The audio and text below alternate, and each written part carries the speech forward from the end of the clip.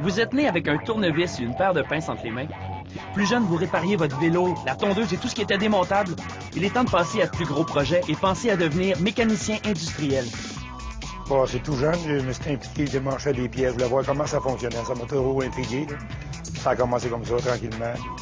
Mon père m'en a montré aussi. À un moment donné, là, à l'école, j'ai suivi ces cours-là, puis tout resté dans le domaine de la mécanique ensuite. Dans l'industrie de la chimie, de la pétrochimie et du raffinage, les besoins sont grands. La technologie des systèmes est de plus en plus complexe et on a donc besoin de beaucoup de mécaniciens talentueux et bien formés. C'est un beau métier, puis il va y avoir beaucoup de demandes, ça s'en vient, là. On le voit, il n'y a pas beaucoup de relève. Pour se lancer dans ce métier, il faut aimer bouger et ne pas rester en place. Aimer l'imprévu et surtout vouloir travailler avec du concret. C'est pas cédulé, là, tu sais, tout dépendant qu'est-ce qui peut briser. Et surtout ici, c'est un plan extérieur. Fait qu'il y a beaucoup d'équipements à l'extérieur. Fait que tu peux pas décider une journée, il fait trop froid, je travaille en dedans. Si ça a brisé dehors, il faut que tu ailles dehors. Une défectuosité cause souvent un arrêt d'une partie de la production. L'impact est majeur. Les dirigeants veulent savoir en combien de temps on pourra relancer les appareils. Le mécanicien industriel pense alors à l'action. S'il ne peut pas le réparer sur place, il démonte le morceau défectueux et l'amène dans son atelier. Après analyse, le mécanicien le répare ou commande les pièces dont il a besoin.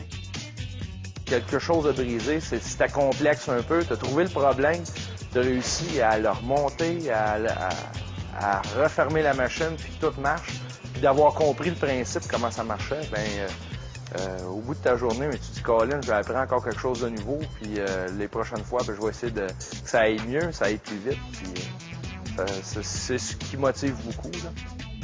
Le mécanicien travaille de ses mains, mais il doit surtout et avant tout se servir de sa tête. Ce métier demande un bon esprit logique et mathématique.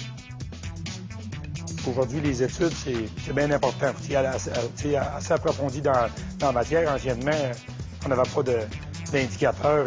C'est tout numérique aujourd'hui. Anciennement, c'était mécanique pas mal. On a en ligne au laser. On n'avait pas ça. C'était des cadres indicateurs. C'est pas mal. Faut pas juste penser que c'est facile à faire. Ça prend des études. Il y a beaucoup de mesures. Il y a beaucoup de machines de précision aujourd'hui.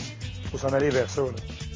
Si vous levez le matin sans savoir de quoi aura l'air votre journée vous attire, si travailler dans un monde qui demande beaucoup de débrouillardise vous stimule, passe à l'action et deviens mécanicien industriel.